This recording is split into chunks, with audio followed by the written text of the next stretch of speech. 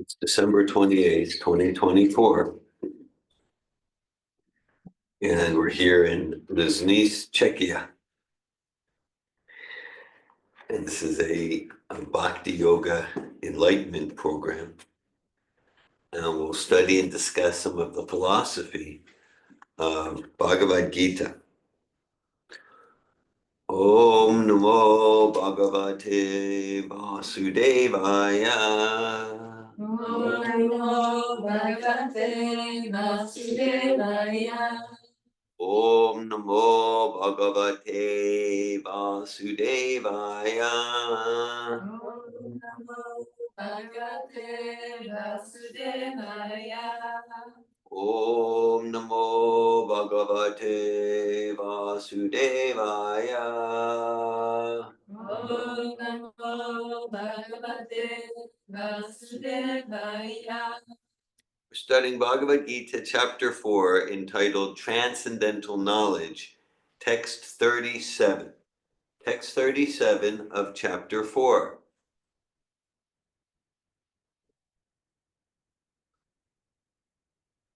We'll start with the Sanskrit words responsively.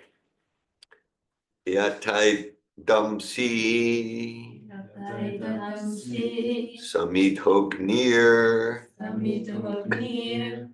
basmasat kuterjuna ganagni sarva karmani basmasat kute tata yate damsi samitognir basmasat kuterjuna yanagni sarva karmani basmasat kute tata yatai damsi samitognir basmasat kuterjuna yanagni sarva karmani basmasat kute tata yatai damsi samitognir basmasat kuterjuna yanagni sarva karmani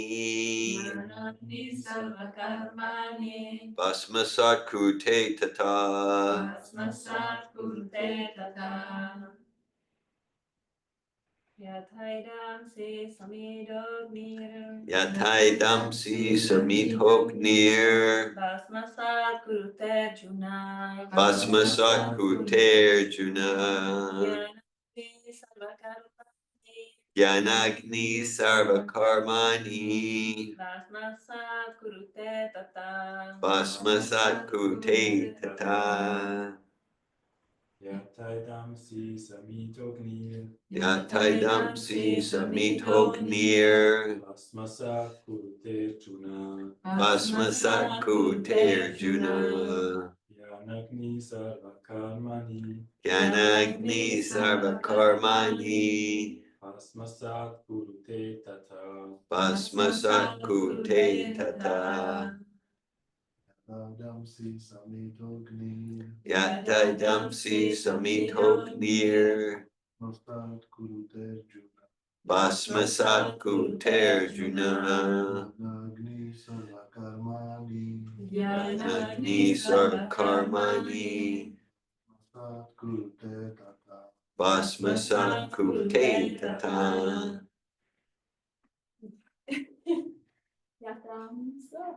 Yadamsi samadhi agni yatai damsi samitognir basmati kurti arjuna basmasat kuterjuna Jnanani sarvakarmani. Gyanagni sarvakarmani. Bhasmasat kurute tata. Bhasmasat kurute tata. Yataidamsi samitognir. Yataidamsi samidnognir. Bhasmasat kurute Arjuna. Agni sarvakarmani. Gyanagni sarvakarmani. Bhasmasat te tata. Bhasmasat kurute tata. Bhagavad Gita, chapter 4, text 37. Would someone online like to lead the chanting of the verse?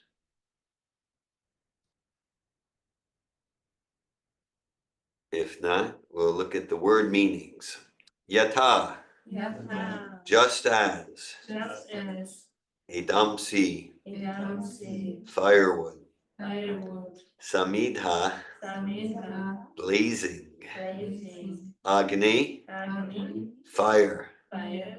Bhasmasat, Bhasmasat. turns into ashes. Ashes.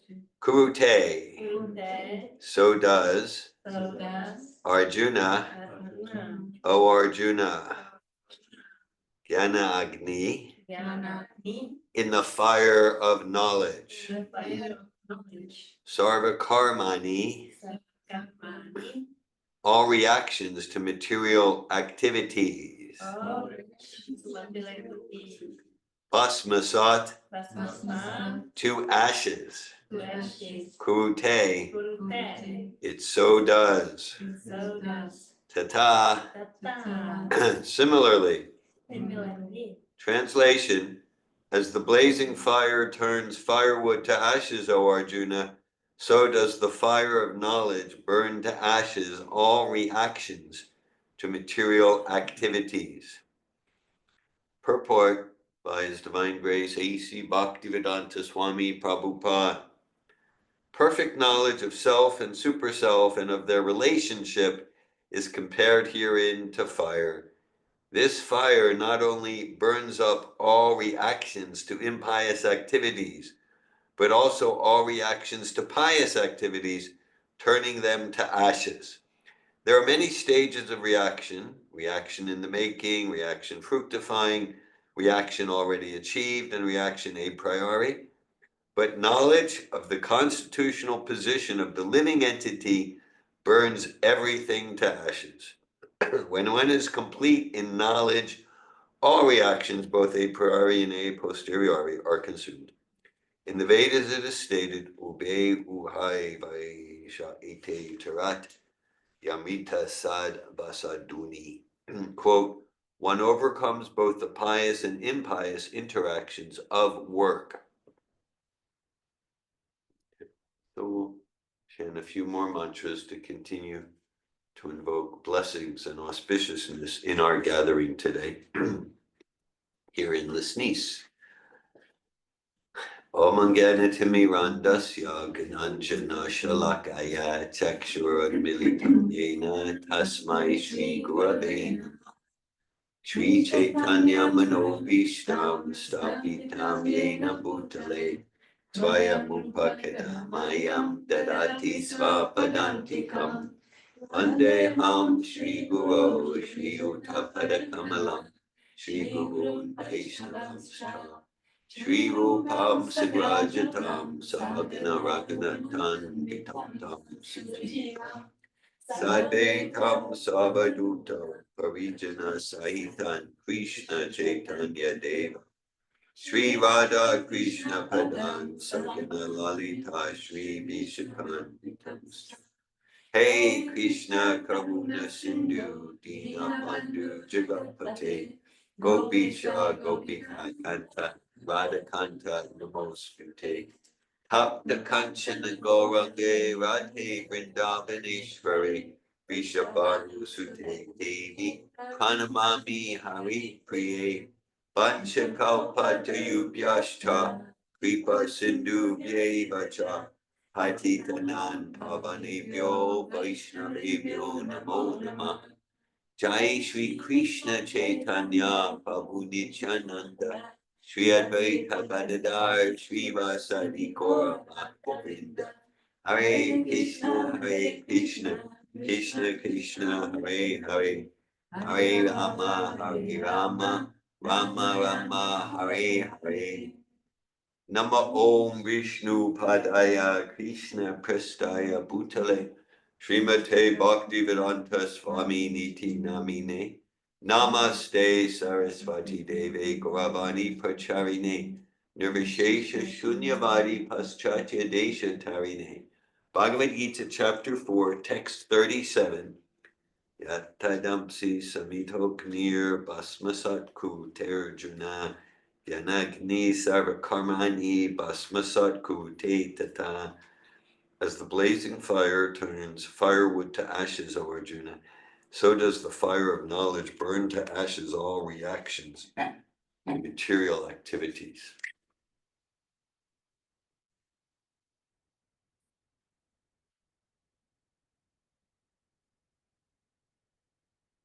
There's reactions to material activities.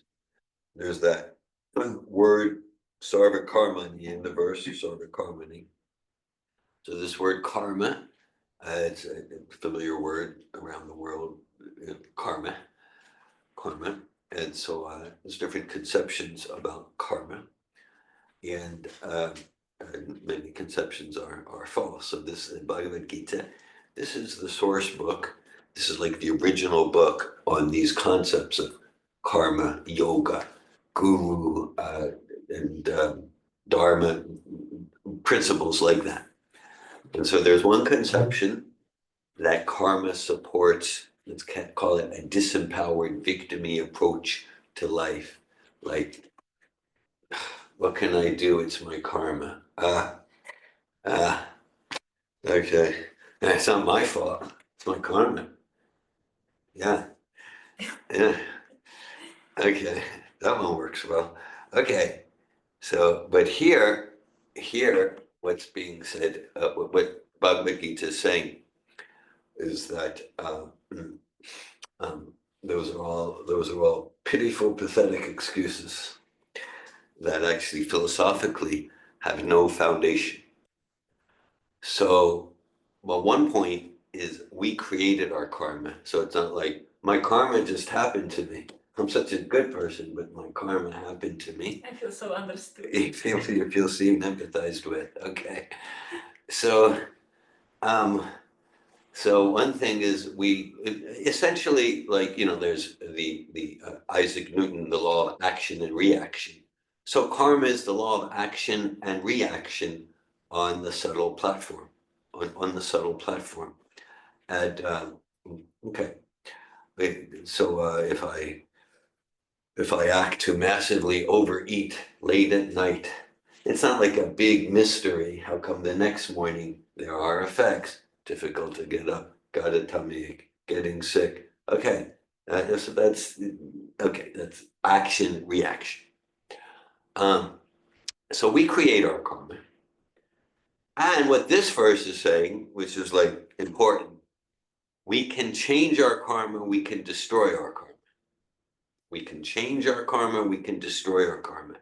So the actual principle of karma is not fatalistic. It's not, oh, what can I do? We can change our karma. How? Through transcendental knowledge. Okay, so let's look at what that means. Okay, and this is described right in the introduction to Bhagavad Gita. Srila Prabhupada talks about the five basic truths or the five basic principles of the Vedas or Bhagavad Gita. And those are Ishvara, or God, Jiva, the living entity, Karma, activity, time, Kala, and Prakriti, or the material energy. So of those five, four are eternal. And the one that's not eternal is Karma. Karma can be changed, it can be destroyed, karma can be transcended. So it's very important. And so that way we don't need to live as slaves to our past. we can step out of our past. And so Srila Prabhupada starts the purport. Perfect knowledge of self and super self and of their relationship is compared herein to fire. So when we have full, complete, realized knowledge of self, super self, and our relationship, then we are free. Then we are free from the prison of our desires. It's our desires that create material karma. So we can distinguish here between knowledge and let's say information or data. Okay, so it's like through knowledge we can destroy our karma. So by knowing who won the World Cup in 1984, we can destroy our karma completely. Is that what it's being said? But I don't know that. You don't even know that, so you're just hopeless on all dimensions. Yeah, right. So, okay, yeah, or by knowing something very sophisticated, like how to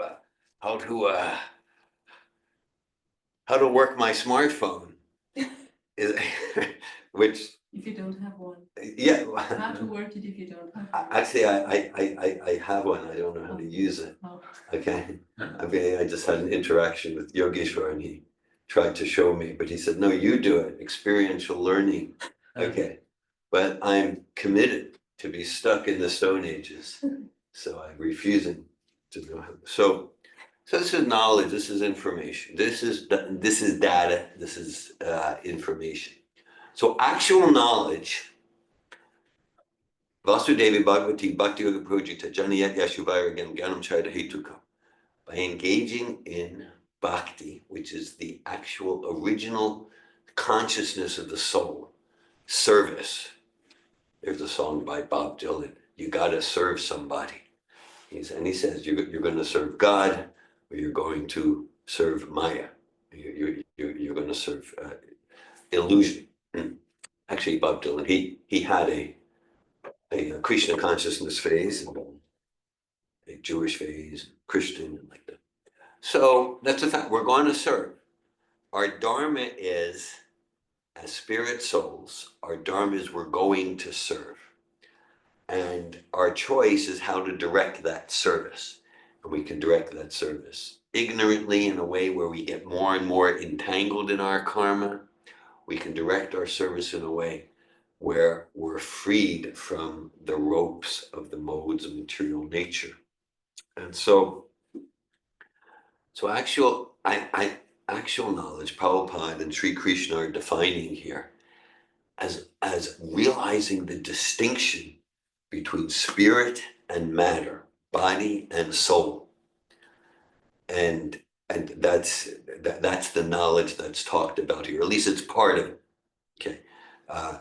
Following Srila Prabhupada, a quick thought experiment, a thought exercise we like to do in our seminars and programs like this. We have it in our book, Relationships That Work, The Power of Conscious Living, translated both into Czech and German. And so, it's to like awaken to this core knowledge. We're asking, imagine that you're looking at a photo of yourself from when you were 5 years old. Just imagine. Okay. All right. Okay. And so this, of course, does not apply to Bhubanesh. That's an exception. That's an exception. Okay. So now when we look at that photo, do we say, who is this stranger? Who is this person? No, I say that's David when I was 5. You say that's Ava, that's Noah, that's Yirka. Now we know from, so this is logic. We know from basic logic and rationality science, chemistry. There's not one molecule in the body now that was there in the 5-year-old body. Now we can say, well, the body grew, got bigger. That's actually not true. It's not that the molecules or the protons got bigger and bigger. No, no, no. All the parts are replaced. All the parts are replaced. There's not one part now that was there in the 5-year-old body. Still, there's some constant identity I call David. So that indicates that that constant identity, this is opening the door to real knowledge, not just information or data.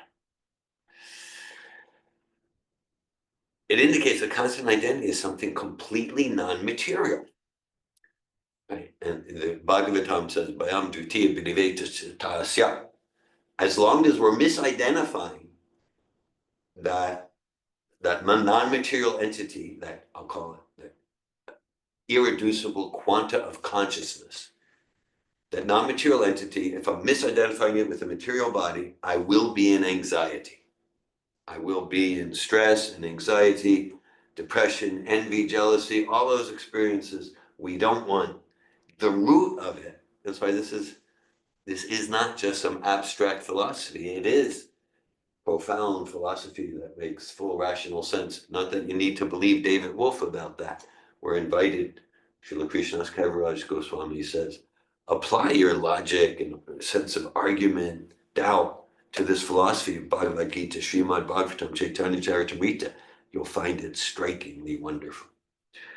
And so I found my experience as yes, well, some of you know my history, but back in the summer of 1983, a long time ago, after graduating with a bachelor's of science in psychology from the university in Pennsylvania, I backpacked around Europe and I stopped at an ashram outside of Florence, Italy called Villa Vrindavan. And I read Bhagavad Gita as it is, cover to cover. And sadly, I had to admit, this makes sense. This is rational. This is logical. This makes more sense than anything else I'd ever been exposed to. And so, as I like to say sometimes, I read Bhagavad Gita. It ruined my life. Now I'm sharing it with you. Ruined my life means I had great plans, but because I liked to consider myself an honest person, I could see Bhagavad Gita. It's not just giving a logical, intellectually satisfying system of thought. It's also giving a process by which we can experience the assertions, the truth. So I thought, I should give myself to this process. I should give myself to this process if I want to consider myself an honest person. And so actually, a few months later, of all places, in Israel, in Haaretz, Israel, in 1984, I decided to move into a Krishna consciousness Bhakti Yoga ashram. And I decided to do a 6-month experiment. And we can say that more than 40 years later, I'm still doing the experiment because I'm very satisfied with the results. And actually, as things have unfolded, not that I could predict alternate universe realities, but actually, if I think it's safe to say I'm in many ways doing what I would be doing if Bhagavad Gita didn't ruin my life in 1983. I'm doing what I would be doing. I'm just now doing it in service to Bhagavad Gita and to the representative of Bhagavad Gita, Srila Prabhupada. So I'm doing it with a different consciousness. And that's something that I very much appreciate about this philosophy of Bhakti Yoga. It's very, I'll call it world embracing. It's not world rejecting. I said I did move into an ashram, and there was a place for temple life and ashram life. But like Bhagavad Gita is spoken on a battlefield. And when Arjuna, who's like the hero of Bhagavad Gita, when he got the philosophy, he got, okay, his service, his spiritual service, his yoga, his service to God is to use his propensities for being a warrior and to fight for truly good and absolutely good cause. And so in whatever our profession,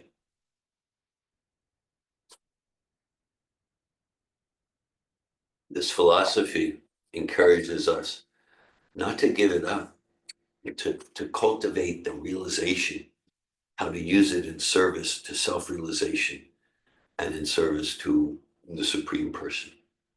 So, so realization of the difference between the body and the soul. This is, otherwise people could talk about spiritual. Are you spirit? I look spiritual. What's it mean? So here's a grounded conception of what it means. Okay, the difference between spirit and matter, body and soul. Just like I'm not the car I drive. If I happen to be driving a Skoda, that doesn't make me Czech. That makes you German. It makes me German. Okay. Okay. Now I'm enlightened with good knowledge. Czech souls to German. Right. Okay. So if I happen to be driving a Renault, does not make me French. If I'm driving a Mercedes, doesn't make me German. I'm the driver of the car, not the car. The car has its importance. The driver is more important. So that's knowledge. I mean, it's intellectual. And so to destroy our karma, to transcend our karma, it means actually acting with realization of who I am as the driver, not the car, as the soul, not the body. And then that points to another aspect of real knowledge. Okay, knowledge of self and super self, and of their relationships compared here into fire. Okay, so just like, okay, we can understand with a little thought experiment, I'm not the body, or the body changes, but there's some constant identity I call David. What's the nature of that constant identity? So that's like the beginning of human life, Atato Brahma Jigyasa, to begin to ask questions like that. Other species don't ask questions like that. So that's like distinctively human. We can say the essential nature of the questions of other species are circulating around eating, sleeping, mating, and defending. And so not that we want to neglect our eating, sleeping, mating, and defending. At the same time, the distinctive special opportunity as a spiritual being in the human form is we get to ask questions like this. What's the difference between spirit and matter? Who am I? What am I pretending not to know? What happens after the death of the body? Is the body ever really alive? Just like that. So okay. So that, oh yeah, so we can understand, yeah, I'm not the body. I'm that soul. I'm that eternal, whatever we want to call it, non-material entity in the body. Now at the same time, we can notice, just like, I don't know, like, okay, like if you ask me how is the digestion working? How is the eye working with its trillions of cells and the retina and the light? And how is this brain working? Like, I don't know. It's just working. Okay. So It's a little bit like a smartphone. yeah. Even more complex. Even more complex. Yeah. Okay. Well, let's take that example since you went there. Okay. So whether it's the smartphone or this, what is it, a Dell computer or this watch. Okay. So if we say, and the smartphone or this watch is way beyond me. Okay. And if we say, how did this watch form? How did the smartphone form? How did this Dell computer form? So I say, I know. The wind blew, and then boom, there was this computer, there was the smartphone. So you say, that's David Wolf, that's not very intelligent. That's not how it happened. No, there was an engineer, there's Crestview, there was a designer, there's high-tech people who are like really smart. There's really smart people at these companies who design these watches, and they have like high IQs, and now there's a lot of intelligence behind this. Okay, right, we know that.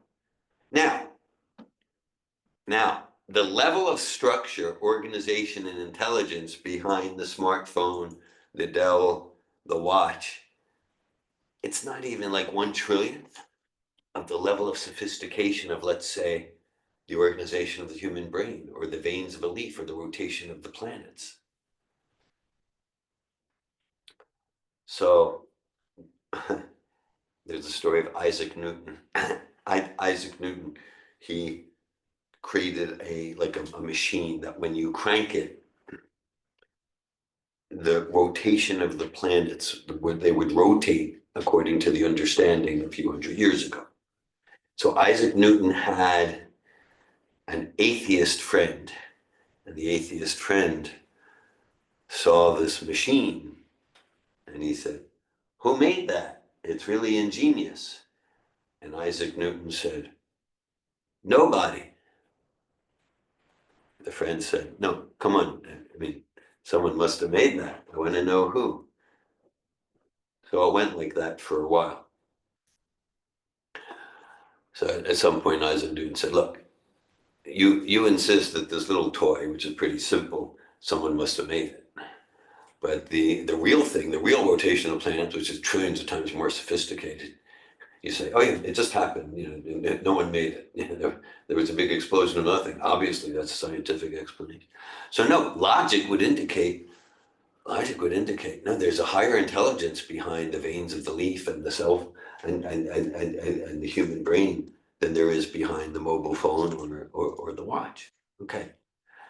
Or even in this body, in this body, there's so many systems. I have no idea what's happening. I don't know how I'm digesting things. Okay. So it indicates there's some other intelligent person, more intelligent than me. Yeah, or even let's say when I'm sleeping, and like this intelligence is completely dull, just complete sleep. Things go on. The breathing and the systems and the circulation, things go on. And it's much more complicated than the smartphone.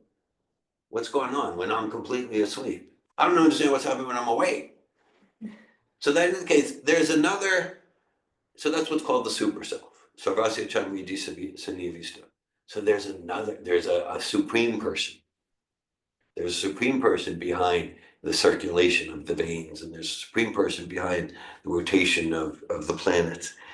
And so Jivaras Hupoi Krishnara Das Krishnara Tadasta Shakti, Beta Beta Prakash. So our relationship is we're a servant. We, the spirit soul inside this body, we're a servant of the supreme person. When I say supreme person, I'm pointing out there. We can also point in here, because that supreme intelligence is really the soul of my soul. So these are some basics. These are some basics of the essence of the foundations of the philosophy of Bhagavad Gita. We're just beginning to open it up here. And to the extent that we not just know theoretically, just like theoretically someone could know, I know that smoking is not good for my health. But if I'm still smoking, it means I don't have realized knowledge. So Gyanam Viganam Astikam. So to the extent that I realize I'm not the body, I'm spirit soul, and I'm a servant of the supreme spirit soul, and I'm acting on that, and the technical name for that action is bhakti, then we're no longer slaves of the push and pull, action, reaction of the laws of karma, There's some basic principles here, coming to closure. So this verse comes 3 verses after, I'll call it the quintessential teacher verse. The quintessential teacher verse of all of Bhagavad Gita or of the Vedas. That verse is Tadviti pranipatena prashnina seva upadekshanti teginam jnaninas tatvadarshina. So that says that, okay, so if we want to have deeper and deeper realization of this true knowledge,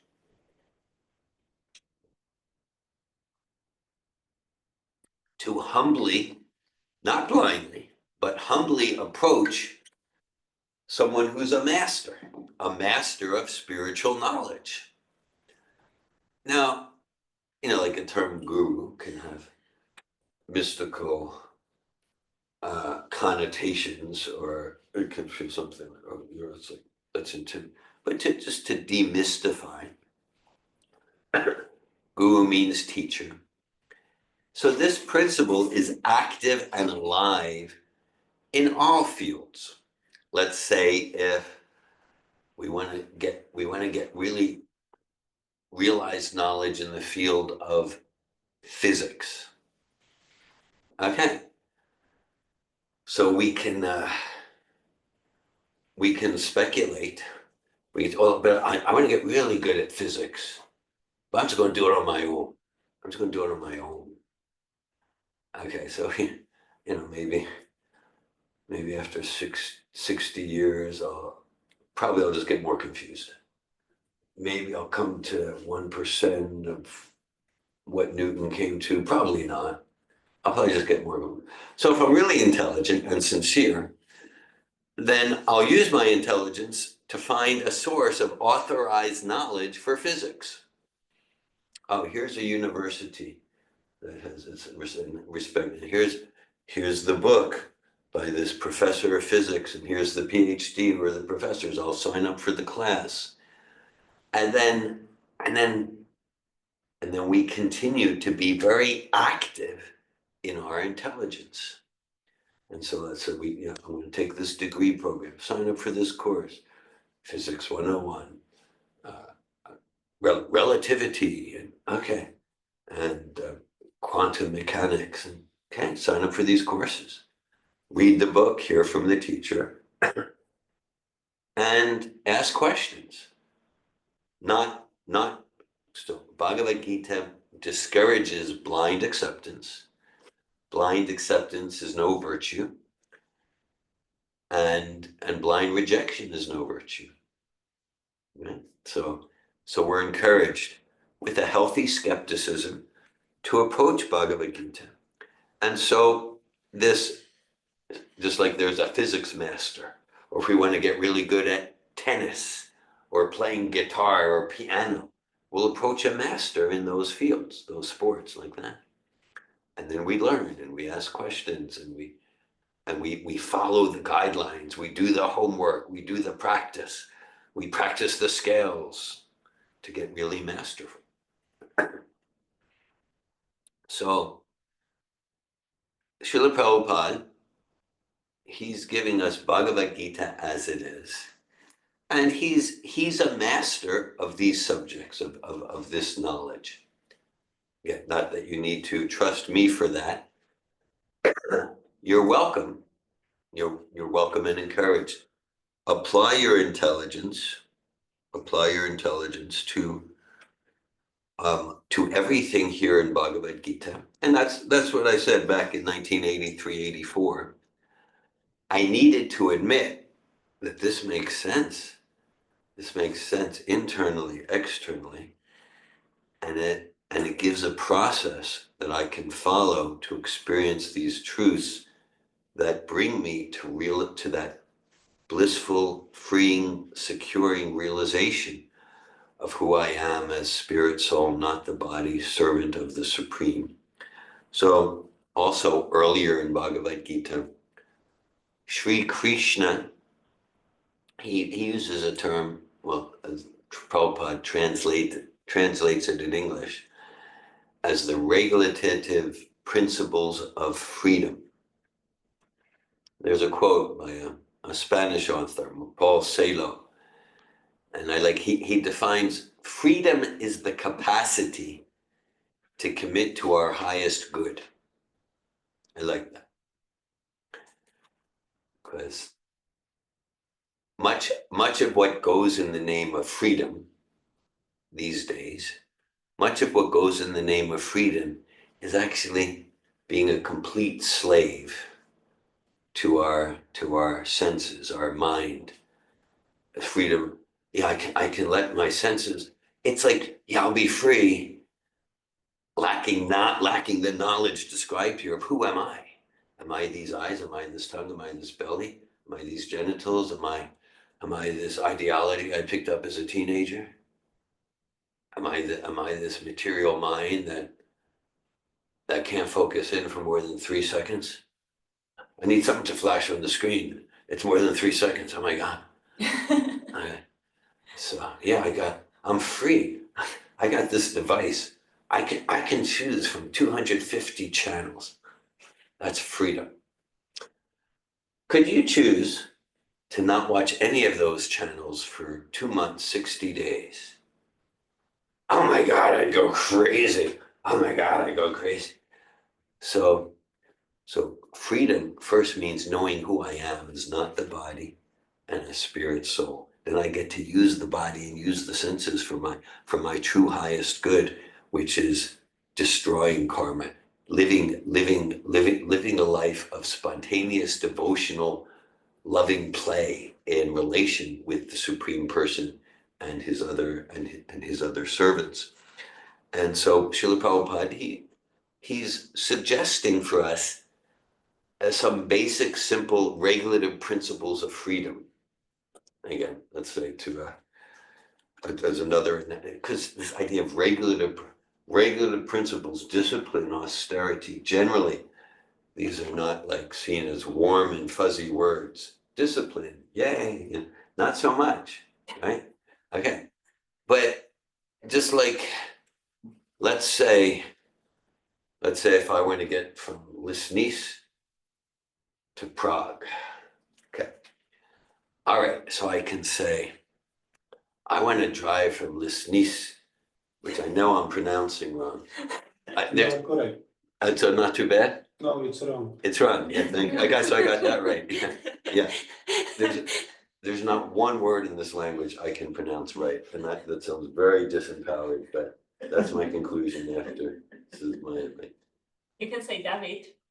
David? Mhm. Okay, I can say my name. It's, Thank you. it's only data. It's only? Data. It's just data, yeah. That won't prevent me from my spiritual joy. Okay. Woo, relief. I would have a question about something you spoke before. Yeah. I'm not sure if I will be able to formulate it right. Yeah. I've encountered somewhere several times, I think, when I wrote it, something about distractions from intellectual speculation about these things, or something like that. Yeah. I think it was written there. I wrote it in Czech, so I'm not sure it's good. And you said that we should approach it with our intelligence. Yeah. So how should I kind of distinguish between this, what is intellectual speculation and other things, and what is the intelligence that I should use for reading it, if you can somehow. Thank you. Thank you, Yurka. Thanks for your Because I intelligence. was not sure about this intellectual speculation. Really not to do, the way to do. Thanks for that. Because this seems to be more reasonable what you said. We should really use our intelligence. Yes, yeah. Which is that Yes. more sense. Well, there's a healthy place for intellectual speculation. And then let's take like and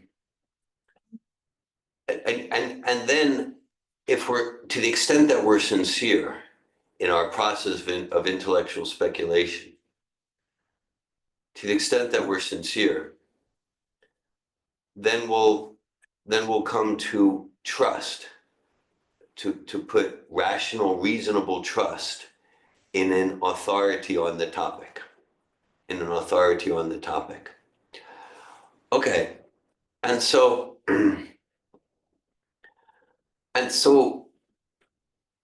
let's take the physics example. So maybe at first, it's kind of like, oh, well, should I read this book or that book? Should I go to this university or that first? I saw something on the internet. I'll teach you physics, just $60,000. Yeah, maybe I should write a check and get like. So we might, we might speculate. Should I go here? Should I go there? Should I go there? And it's all founded that we're sincere. I really want to advance in physics. I really want to advance in physics. I don't want just like some cheap because if I'm interested in cheating, I might attract a cheater. Just for $5,000, and you give me a thing. You have a printer. And it can say PhD in physics. Okay, and then I can get the prestige. Look, and then everyone thinks like I'm a complete fool, But I'm really sincere. So then I find a respected professor in university, and now, okay, so now I'm trusting. It's not blind following, but now I'm trusting. Now it's just like not just whimsical speculation. Let me look here in the internet for physics. Let me look there. Now I got this, whatever it is, whatever the top university is. Let's say go to University, Massachusetts Institute of Technology. Okay, all right, and okay, I got the professor and I got the book. So now there's trust. Now there's trust. And let's say the professor says something in class, or I read something in the book, and says like, it says this year, and it seems like a contradiction. Well, you said that, and the book said that. So I'm inquiring, and the whole Bhagavad Gita is driven by Arjuna's intelligent doubts and inquiries. But at least starting with text 7 of chapter 2, Arjuna's inquiries are based on trust that Krishna is fully capable to give me knowledge to resolve my dilemmas.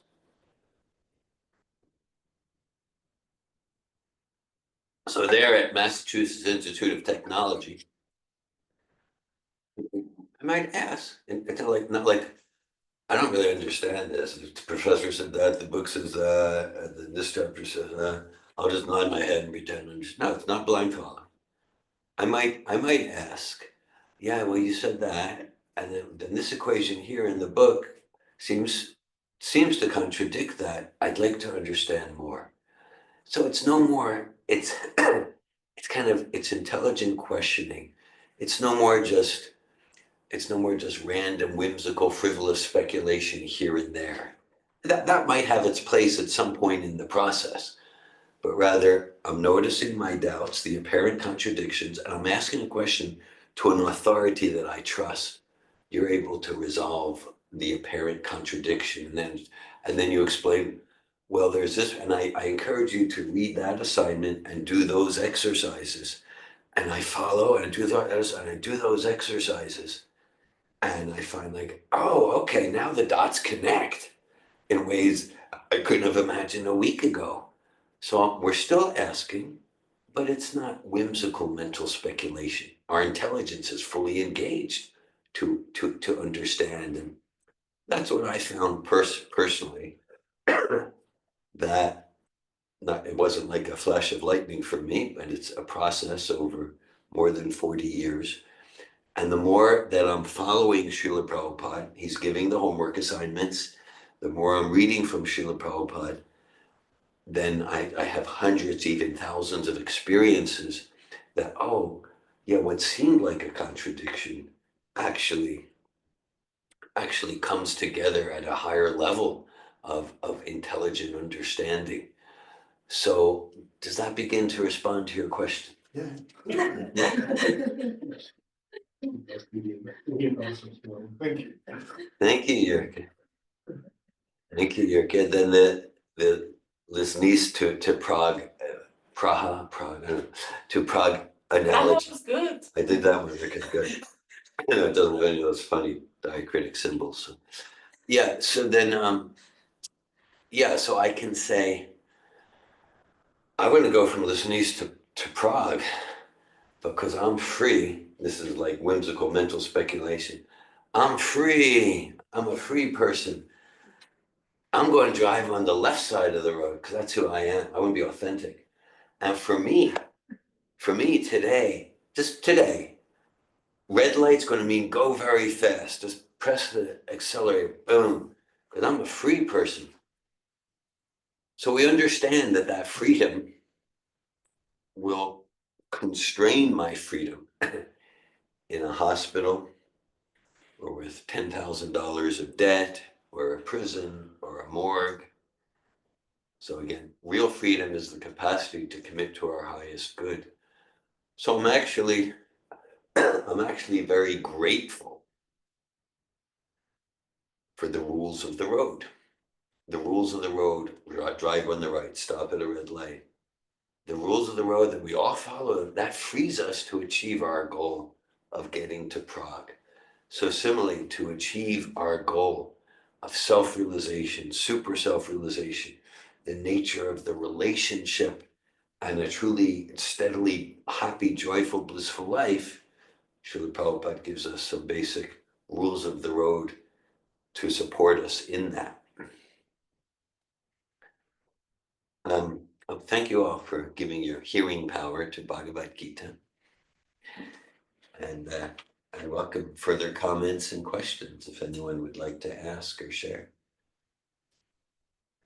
I just want to say that we appreciate very much that you put your effort to pronounce the Czech words like Lisnice. And we don't discourage you by our laughter. Okay. I appreciate that. The sincere effort. Okay. Thank you. I'm not too disheartened. Rosa from North Florida. Hello. I think this is less of a question and a little bit of a wandering. I've tried to make it concise, but if y'all will have patience with me.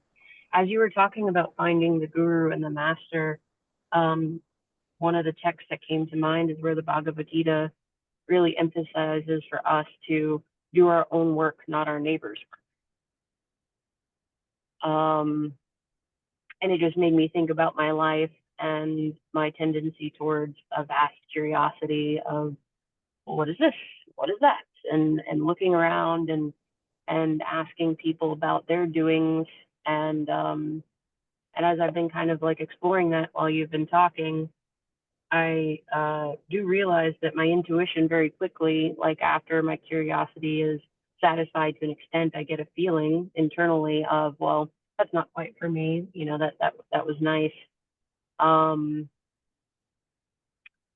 so part of what I'm thinking is about that internal knowing and how it drives us towards our good. Last night I was reading a book that's a compilation of Emerson's essays. And in that book, he talks about, I think what he calls the oversoul, but, you know, different words, I think same thoughts. In regards to doing your own work and following your intuition.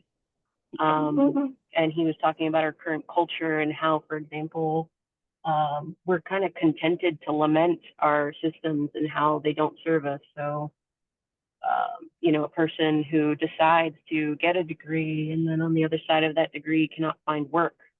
And then society as a whole says, oh, poor, pitiful you, you know, and then we stay in this lamentation. What he was saying is that it's better served for a person who's always moving. And so if this doesn't work, they go to the next thing and the next thing. And I don't know, I'm just thinking about that. Thanks for sharing, Rosa. Thanks for sharing. Yeah, okay. A few things come to me. One is, okay, that let's take the piano example. We could take physics or tennis, but let's consider the piano example. So I could go. Maybe summarize the question a little bit because it was difficult for me to understand. Yeah, well, a few things on my hand. I hear Rosa asked question, shared some comments. She referenced the part of Bhagavad Gita to follow our own psychophysical nature not to try to imitate someone else's path or psychophysical nature. And I heard there was kind of some comments that was my understanding. And I heard Rose's ruminating, contemplating, asking about that principle. So just like, yeah, let's say okay, yes, let's say, yeah, if I have no training in piano, and so I sit down at piano and go like, I have my own intuition, my own inspiration. So I sit down at the piano and I just do, I do what I feel, dude. Okay, okay, right. So I know, just 48 hours ago, we were at the Bonomo home in Wheeler, Switzerland. I think if I did that, the Bonomo family members wouldn't be happy. Nobody give you a headset. Yeah. But A it's headset. it's a tiny Yeah, piano, yeah. so we Yeah, you can enjoy your spontaneous okay, if you follow me on this example here, okay? Now I find whatever because I have my own way. No, okay, now, okay.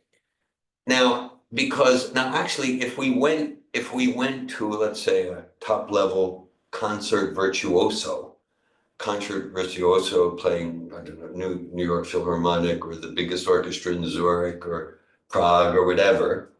And we like these world-class piano players. We probably would not see their training.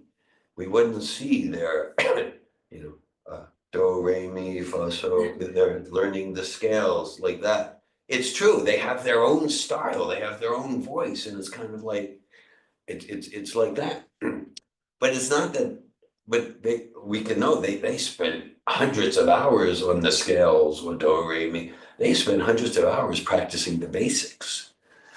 And on the foundation of mastering the basics, then they express their own style.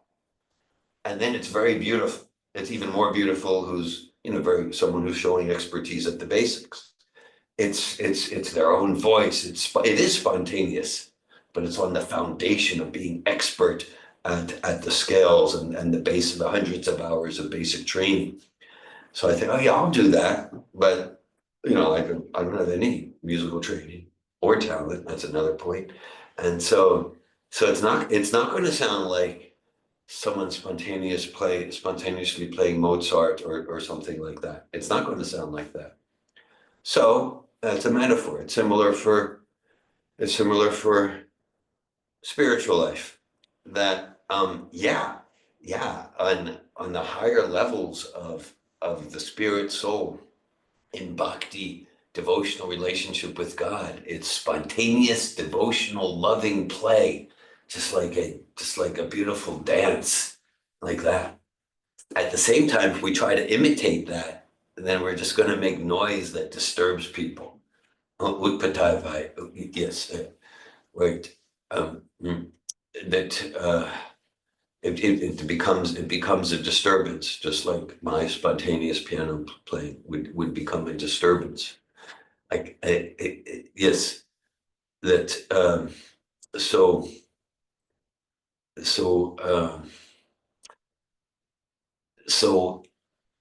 that was, thanks for that, Rosa, because that was kind of like a theme of the talk, that by following the regular principles of freedom, very in a disciplined way, then our spiritual personality emerges. As we get more and more masterful in the basics of the process of spiritual life. And if we try to jump to my spontaneous personality in spiritual life without being very strong on the fundamentals, we're probably going to create a mess and a disturbance. So that's just like the integration of disciplining ourselves according to regulative principles of freedom as a commitment to our unique, distinctive personality shining in spiritual life. Thank you. And your piano example reminds me of something else I read in the book, which is if we follow that inner calling, and for example, do the practicing, practice the basic principles, and it then develops, like your example of the expert at piano, like then at that point we have this basis of expressing ourselves that is unrivaled because of our development. Thanks for that, Rosa. Yeah. And then it gets to like, what are we practicing? What are we practicing? And go back to the piano example. Yeah, look, David, well, go if you're going to get rid of piano, it's not just like sitting there and banging and saying, how personal you have like that. No, you need to practice. But again, let's say I just find someone on the internet who says, "Yeah, give me $200. I'll tell you how to learn piano." This guy doesn't know anything about piano, but he's convinced me. I'm foolish enough to, or I find someone on the street. So it means like, yeah, I want to find someone who's truly expert, truly high level piano to guide me in what to practice, how to spend my practice time. And I'm mentioning that because in the name of spiritual life, even in the name of bhakti life, there's a lot of scams happening. And it's sad, but it's true.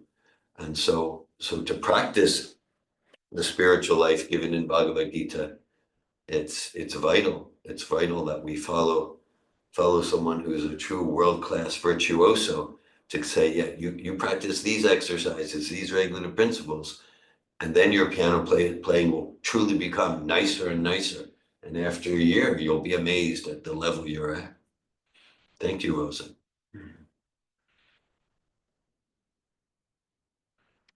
Thank you. Thank you. Any other questions or comments? I would like to comment. I really appreciate this metaphor with the piano that you just gave. Yeah.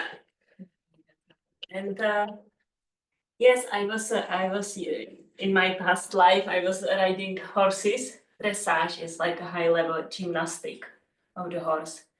And there is always like whoever does it, that's my experience, wants to always go to the high level of like the most fancy movements of the horse, like to get it now. Yeah. And in my experience, like working only on the basics, like brings automatically. Yeah.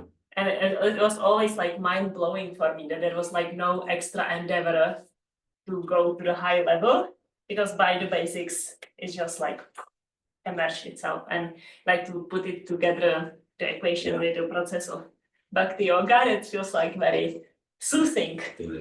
Like that's by practicing the basic, at least in the horse riding, my experience was there is no need to practice the expert level. They emerge naturally. Yeah. The spontaneous expert, distinctively personal, it emerges naturally from the basics.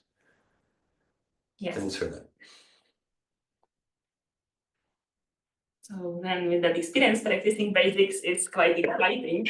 Yeah, it becomes exciting. Yes. And then, and then to take it to the bhakti practice, kind of like at first, it might feel like a discipline, like an austerity to rise early. I know I was always a night person. I like staying up late at night. I started following bhakti. I would get up so early. And like the diet I was eating before I came to bhakti was not a bhakti diet. So that's different. Yeah. And I had so many habits, and then so it feels like an austerity. But then more like now, like this morning. Okay, so like that's part of the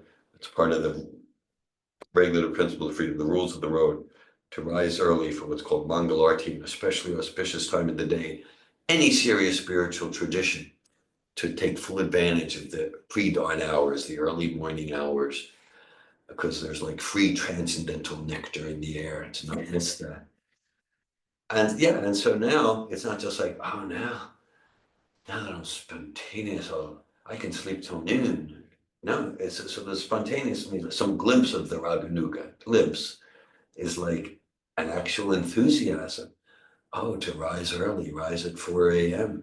and engage in the process, the songs, the chanting that Prabhupada's given us, and more like looking forward to it. That's a glimpse of that spontaneous joy of the soul in Bhakti Yoga. Thanks for your horse riding example. I like that point. That it's not even like, oh, now I can practice the higher spontaneous. It naturally emerges by being rigorous on the foundations. I think I see that in our society, there's a very fast, strong tendency to not want to do the basics. Yeah. Like a few years ago, I went to an art gallery, and there were pictures of artists from India who, Yeah. many hundred years ago, they created this Radha Krishna and beautiful paintings. And then we had a guided tour through this art gallery, and then the person explained, like someone who would go and learn how to paint. For the first year, they would just learn how to mix the color red. Yeah. And then the next year, how to mix the color green. And then the next year, how to do blue. Yeah. And then they would make, like after 5 or 6 years, the master would allow them to do the parts which are green. And then it goes like many, many years. And the same with, like, I'm learning Mridanga, I take lessons. So the first year, I learned 4 basic rhythms. And the teacher said, that's really fast, because traditionally, one would learn one and play it for a year. Yeah. And then you learn the second, like learn the simple basic thing until Fully you're expert. master. Yeah. Yes. And then go to the next. And I can see, because I was impatient and I wanted to go to the next, then I lose the basics. And I don't have a strong foundation. So that's one comment I wanted to make. And I also have a question. So it sounds really great that the reactions to my impious activities will be burned to ashes. Great question. Why would I want the reactions to my pious activities to be burned to ashes? Okay. On your side. Yeah, because it does say that in this verse. Mhm. Good question. Well, in the purport. In the purport, Prabhupada says pious and impious. So pious means good. Why would I want those reactions? Because I got good coming to me. I want good coming to me.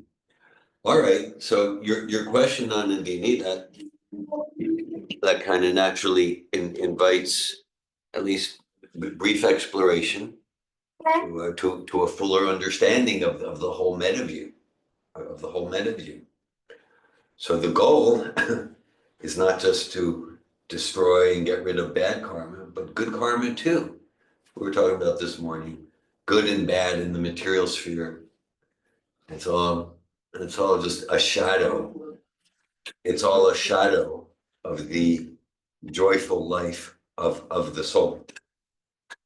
So again, karma is, because it's described in Bhagavad Gita. Janma Mrityu Jaravyadi Dukkha Doshanu Darshanam. That wisdom means understanding the inherent embarrassment of being stuck in a body that's subject to birth, death, old age, and disease. Our nature's deathless, just like, okay, if someone attacks us with a knife or a gun, we're going to fight, or we'll run away, or because we don't want to die. It's natural. It's because the nature of the soul is to not die. The nature of the soul is to seek knowledge, to not die, to be eternal. And so in this body, materially, if we do good or bad things, and that's why, like the prasadam diet, it's a karma-free diet.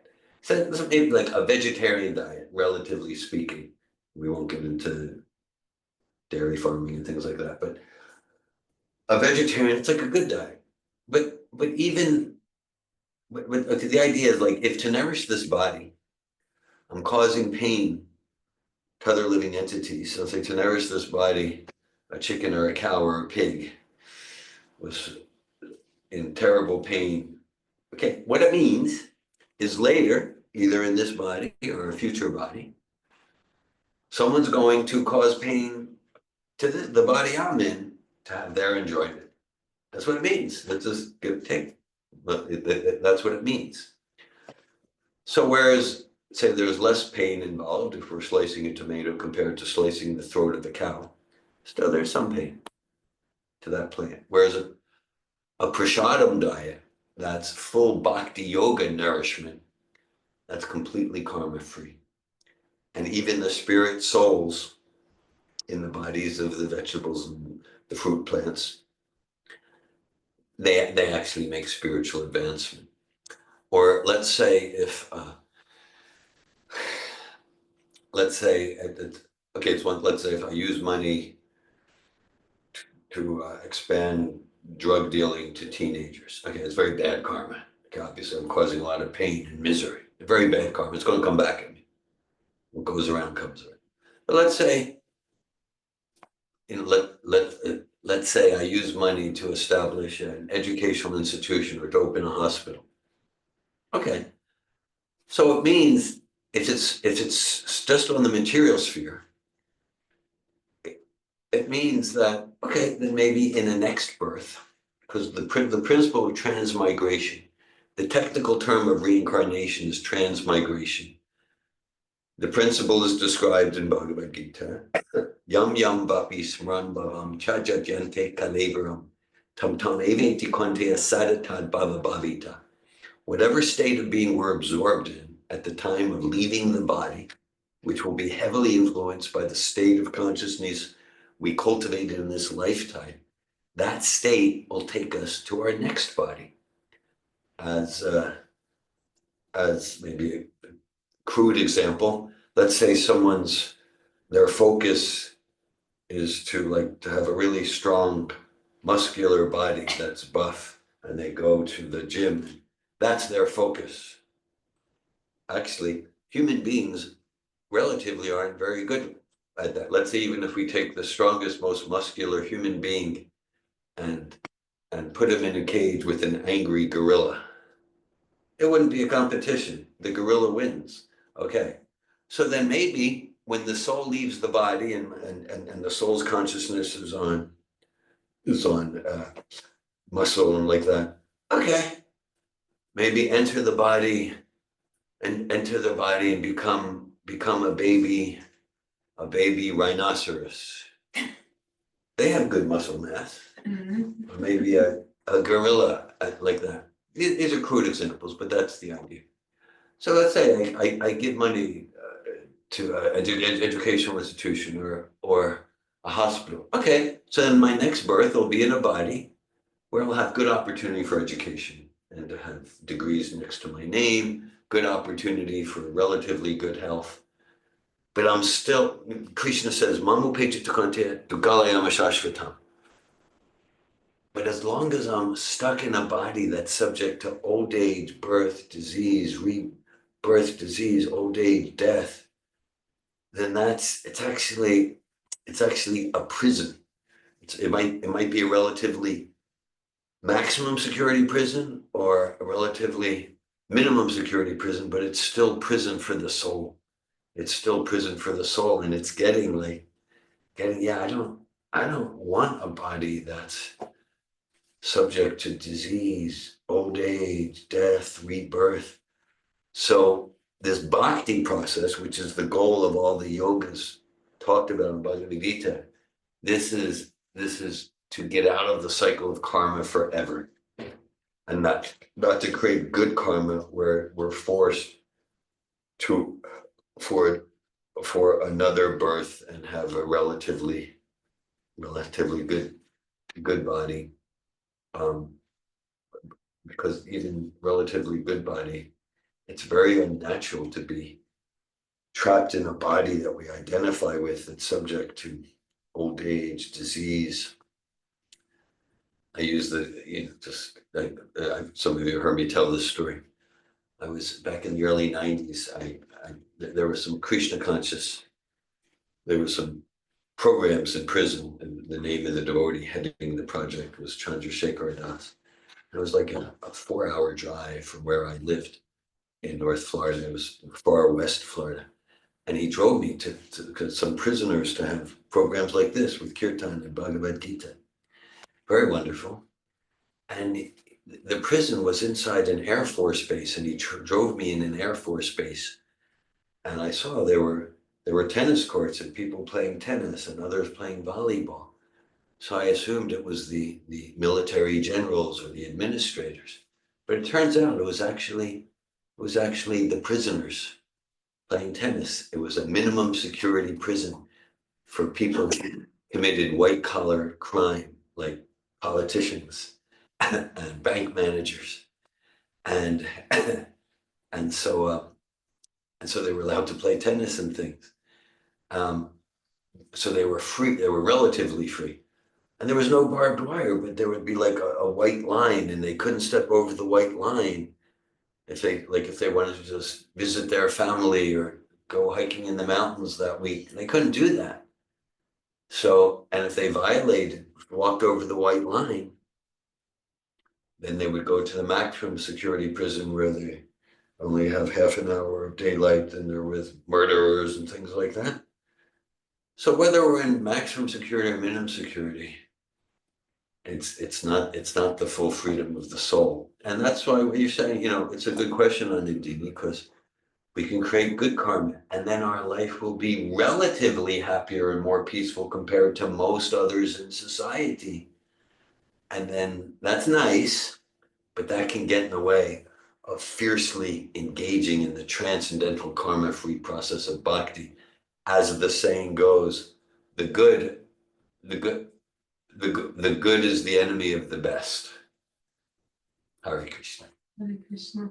I'm remembering that it says by pious activities we get conditioned by happiness. Yeah, that's Bhagavad Gita. And I can see in my life the difference when I usually most of the time I seek happiness. Yeah. And then my experience is not as blissful as when I seek service. Service, yeah. So I see the distinction. I like how you succinctly describe that distinction. Right. So the advanced bhakti yogi isn't seeking for my happiness, seeking how can I serve? How can I serve my spiritual teacher, Srila Prabhupada, in his mission? And then the irony is, then we're fulfilled. Mm-hmm. Then we're fulfilled. That's the irony. Thanks for that distinction. Any other comments or questions? There is a hand. Jono. Hello. Can you hear me? Yes. Hey. All right, great. Thank you. That was great. I had multiple questions, but one that I've often been curious about, the idea that I think it was you're talking about Newton with his model of the solar system. Yeah. And he said, well, how can you say that something so complex doesn't necessitate a creator? And for me, it's something that doesn't follow from logic, but it follows from, say, faith. Is that some? I think you used the word logic, but to me, it's complexity doesn't necessitate a creator, but I think it does seem like believing in a creator maybe is better. But I think that the other statement of saying there is no creator also requires faith. Is that how would you kind of address that? That's been a curiosity of mine. Okay, thank you, Jono. I appreciate your question. Thank you. Yeah. Well, and one thing, the way you share it, it points to the reality that everyone has faith. Sometimes we'll hear, I'm not a man of faith, I'm a man of reason and science. That's nonsense. everyone has faith, and our actions always reveal our faith. I'm not a man of faith. I just, I get up and I drive for an hour to this job. I do 50 hours a week at the job, and then I come home. And so no, it's like, that means our actions reveal our faith. I mean, do you have faith that spending 50 hours a week at that job and 10 hours traveling, that's going to bring you happiness. It's going to bring you security. It's going to bring you some experience. And I don't like my job, but you must have faith or you wouldn't do it. I have faith that by studying these courses and getting that master's degree or PhD, that's going to bring me happiness, fulfillment. It's going to be rewarding. We have trust. So if we turn the ignition in our automobile, we're trusting there's not a bomb in there. Everything we do, it's founded on faith. So yeah, whether we say, I trust there's a higher intelligence behind the rotation of the planets. I say there's not. Yeah, there's some trust, faith. So whatever we do or don't do, it's showing some foundation of faith. So thanks for that. And then the way I see it based on the Newton story, which I'm assuming is true, I've heard it attributed to Newton, is that it requires, my view is that it's a more reasonable, rational placement of faith to consider that there is an intelligence behind the veins of the leaf or the rotation of the planets. The reason I say that is because, okay, if I say, how did this watch form? We don't say the wind blew, there was a big explosion and the watch formed. No, we know there's an intelligence behind this watch or behind the laptop, the mobile phone. There's an intelligence behind this. Okay, so we all will say that. We all know that. Now, the level of structure and sophistication behind the veins of the leaf or the rotation of the planets is trillions of times greater than the level of structure, organization, and sophistication behind this watch. So logically, I'm not saying it proves anything, but logically it indicates that behind the rotation of the planets and the veins of the leaf, there's an intelligence that's billions of times greater and more sophisticated than the intelligence behind the watch. It's a logical indication. It doesn't prove it, but for me, that indicates that it's a more reasonable, rational place to put our faith that behind the rotation of the planets, there's an intelligence greater than the intelligence behind the watch. It would take more what I would call blind faith to say, well, yeah, there's an intelligence behind the level of structure of the watch, but behind the rotation of planets, it just happened by a random explosion of nothing. I mean, someone can believe that, but that requires more blind faith. That's my point of view. Okay. Yeah. Yeah. So with that, it's I guess it's a similar question that I have that keeps going back to. There's like a circular way to look at it, and I think either way you have it, there's going to be a circular way to look at it. Because if you say, oh, we see this watch, the watch is complex. We know there's an intelligence behind it or something greater behind it. But then you can look at something, like the wind blew some leaves around, and there's a complex structure or formation of the leaves. You could say that there's nothing behind that, but you could also say, well, it's the laws of physics behind that, which are behind all of the things that you're talking about too, the veins of a leaf, the complexity of galaxies.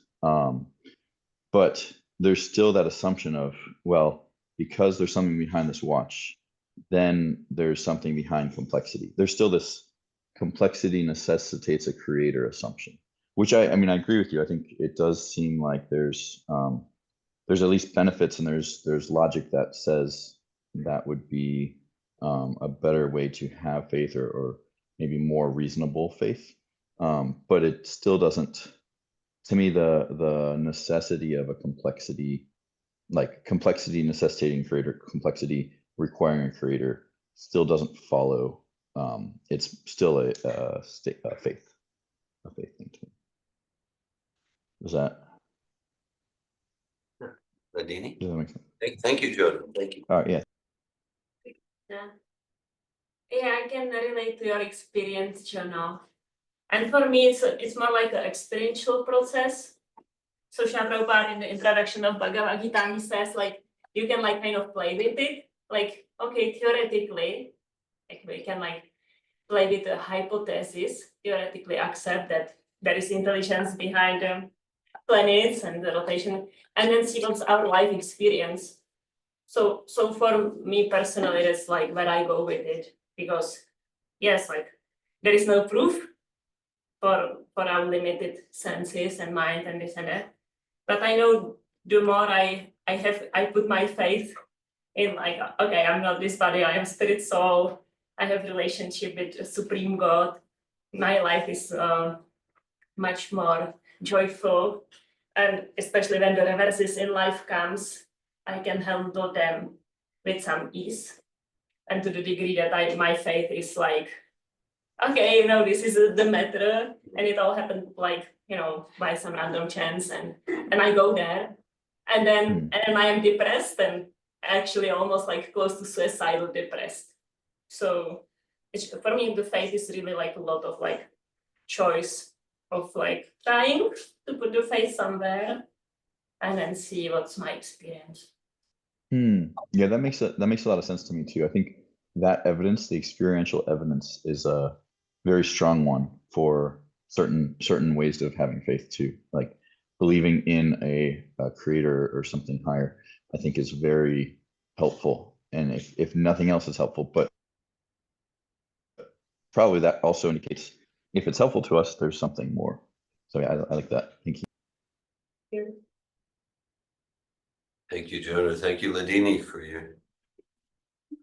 that personal experiential angle of reply. Thank you for that.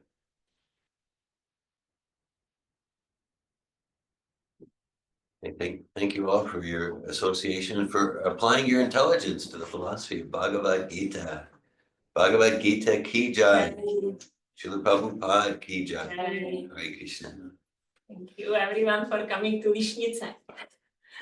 Hare Krishna, thank you. Hare Krishna. That's Thank you. Thank you.